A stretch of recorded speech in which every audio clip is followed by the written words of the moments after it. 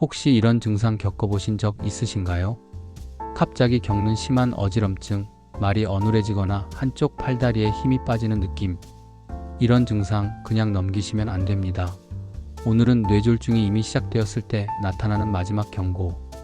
두통이나 이명과는 전혀 다른 생명을 위협하는 뇌졸중 직전의 신호 함께 알아보겠습니다. 뇌졸중 왜 예방이 중요할까요? 뇌졸중은 우리나라 사망 원인 중 상위권을 차지하는 무서운 질병입니다. 뇌에 혈액을 공급하는 혈관이 막히거나 터져서 뇌에 손상이 발생하는 질환인데요. 문제는 뇌졸중이 발생하면 심각한 후유증이 남을 수 있다는 점입니다.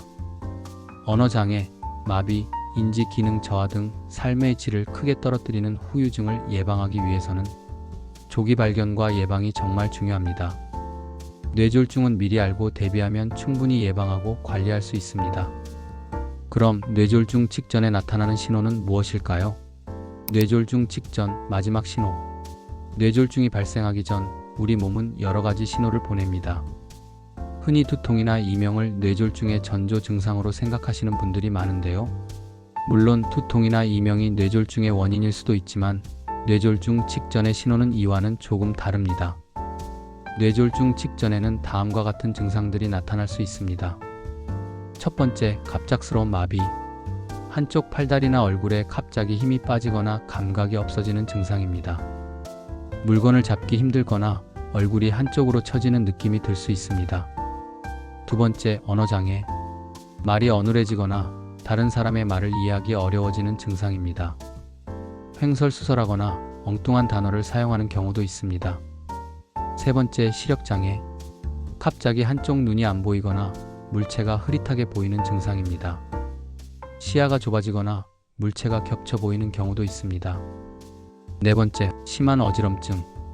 갑자기 심한 어지럼증이 발생하고 균형을 잡기 어려워지는 증상입니다. 구토나 두통을 동반하는 경우도 있습니다. 다섯 번째, 심한 두통. 평소와는 다른 매우 심한 두통이 갑자기 발생하는 증상입니다.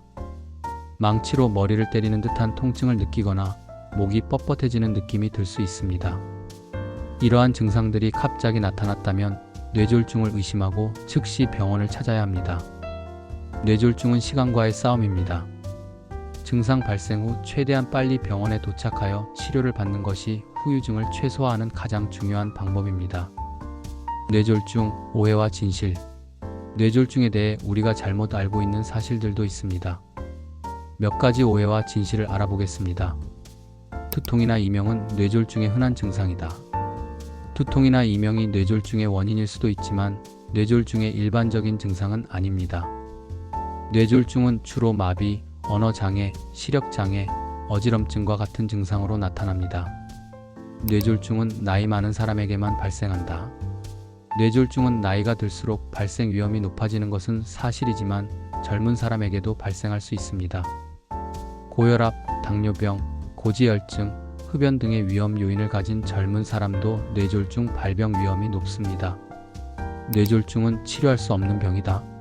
뇌졸중은 조기에 발견하여 적절한 치료를 받으면 후유증을 최소화할 수 있습니다. 혈전용해술, 혈관 내 치료 등 다양한 치료법이 개발되어 있으며 재활 치료를 통해 잃어버린 기능을 회복할 수도 있습니다. 뇌졸중 어떻게 예방할 수 있을까? 뇌졸중은 생활 습관 개선을 통해 충분히 예방할 수 있습니다. 뇌졸중 예방을 위한 몇 가지 방법을 알아보겠습니다. 첫 번째, 건강한 식습관. 짜고 기름진 음식을 피하고 채소와 과일을 충분히 섭취합니다. 특히 칼륨이 풍부한 음식을 섭취하면 혈압을 낮추는 데 도움이 됩니다. 두 번째, 규칙적인 운동. 일주일에 3에서 4회 30분 이상 유산소 운동을 합니다. 걷기, 조깅, 수영 등이 좋습니다. 운동은 혈압을 낮추고 혈액순환을 개선하는 데 도움이 됩니다. 세 번째, 금연과 절주. 담배는 혈관을 수축시키고 혈압을 높여 뇌졸중 위험을 증가시킵니다. 술은 적당히 마시거나 아예 마시지 않는 것이 좋습니다. 네 번째, 스트레스 관리. 스트레스는 혈압을 높이고 혈관을 손상시킬 수 있습니다. 스트레스를 해소할 수 있는 자신만의 방법을 찾아 꾸준히 실천합니다. 명상, 요가, 음악 감상 등이 도움이 될 수 있습니다. 다섯 번째, 정기적인 건강 검진. 고혈압, 당뇨병, 고지혈증 등 뇌졸중 위험 요인을 조기에 발견하고 관리합니다. 40대 이상이라면 매년 건강검진을 받는 것이 좋습니다. 뇌졸중에 좋은 음식과 운동. 뇌졸중 예방에 도움이 되는 음식과 운동을 꾸준히 섭취하고 실천하는 것도 중요합니다. 등푸른 생선은 오메가3 지방산이 풍부하여 혈액순환을 개선하고 혈전 생성을 억제합니다. 채소와 과일은 항산화 성분이 풍부하여 혈관 손상을 예방하고 혈압을 낮추는 데 도움이 됩니다. 이외의 견과류는 불포화 지방산과 마그네슘이 풍부하여 혈압을 낮추고 콜레스테롤 수치를 개선하고, 콩류는 단백질과 섬유질이 풍부하여 혈압을 낮추고 혈당 조절에 도움이 됩니다. 음식 이외의 운동도 중요한 요소입니다. 걷기, 조깅, 수영 등의 유산소 운동은 혈압을 낮추고 혈액순환을 개선하는 데 도움이 됩니다. 또한 가벼운 아령 운동이나 맨몸 운동 등의 근력 운동은 근력을 강화하고 혈당 조절에 도움이 됩니다.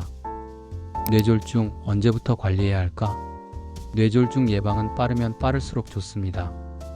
어릴 때부터 건강한 생활 습관을 유지하는 것이 가장 좋지만 늦었다고 생각할 때가 가장 빠른 때입니다.